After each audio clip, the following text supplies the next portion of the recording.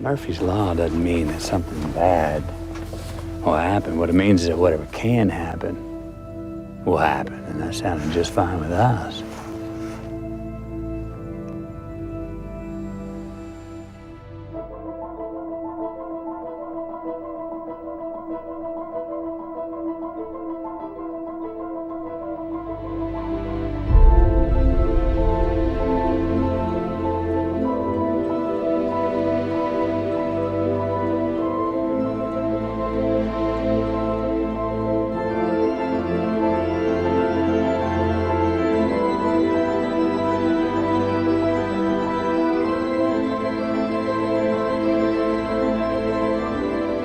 In October of 2012, director Christopher Nolan sent Hans Zimmer a letter with a typewritten note inside.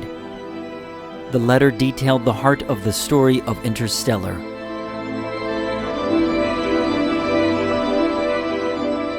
In one night, Zimmer wrote a 4-minute piece with piano and organ. The composed piece, as Zimmer put it, was what it meant to be a father. And Nolan called that piece the heart of the story. While most scores we hear today are the result of doing what's expected and known, Interstellar, like the story in the film itself, is set apart by breaking tradition and ideas.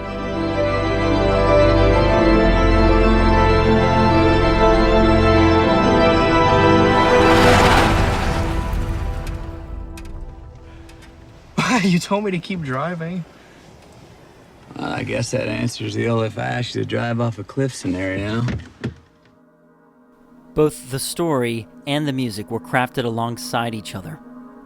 An unprecedented situation.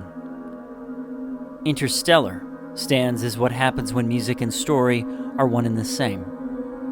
How these elements come together in such a unified fashion throughout the film is pretty impressive, but a perfect example of that is in a track titled Mountains. We have an idea that might seem entirely obvious, yet has never been expressed in such a way. The focus of the story in this moment is time. The entire track is underscored by what sounds like the second hand of a clock. The waves.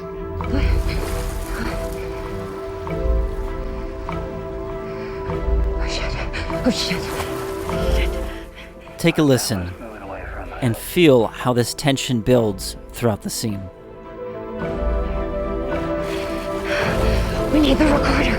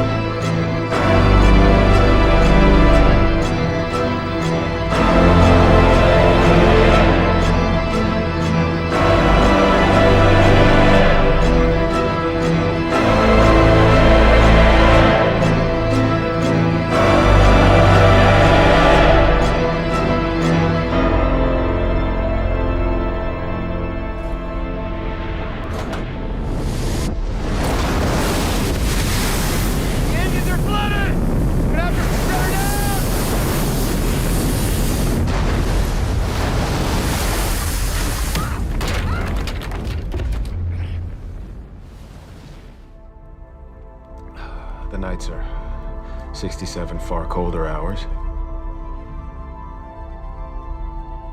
What's impressive about Interstellar is how consistently good the music is and how well matched it is to the movie.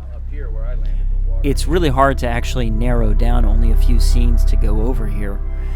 In fact, the scene that you're looking at right now is also a very impressive scene in the film. There is one part later on, though, that I do want to highlight. Watch this scene unfold, and you can see what's happening and understand it just through the music. Okay, Case. Nice reckless flying. Learn from the master.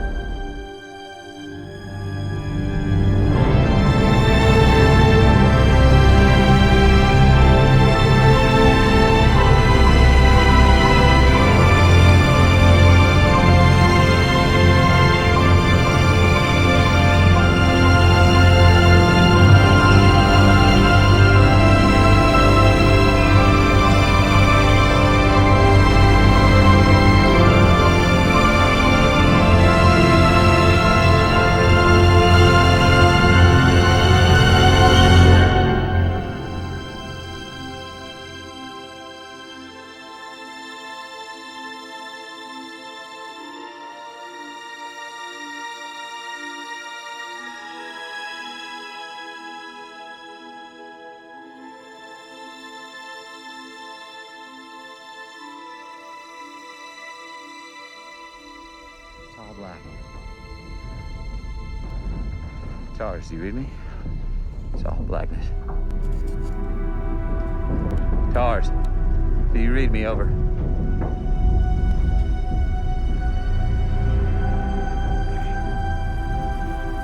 Screens.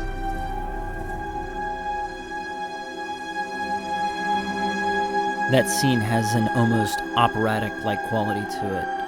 It's very grand and very big. But what's impressive is how it takes that massive moment and then brings it right back down into this very almost alone sounding piece immediately after, until you get the sound effects, of course. According to Zimmer, Interstellar related to people in complete isolation. In fact, in the summer of 2013, Zimmer isolated himself at his apartment in London for a month to live as a hermit. He was quoted as saying, "This story, this fable, these bits of dialogue he wrote for me were full of personal information that he has about myself and my children." In other words, this score was not something crafted to complement the images on screen. It was crafted to represent the personal relationships of the artists. It was once said, it's easy for someone to write. You just sit down and bleed on the paper. Interstellar stands as an example of what happens when an artist commits himself to that idea. It's not just incredible work from a talented artist. It's as if someone is peering into our own hearts. And that's magical to me. I hope you enjoyed this.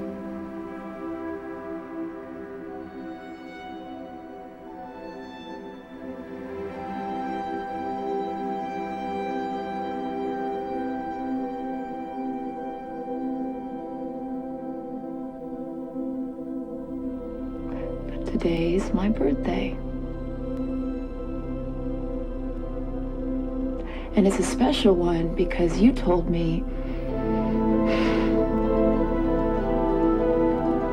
you once told me that when you came back we might be the same age.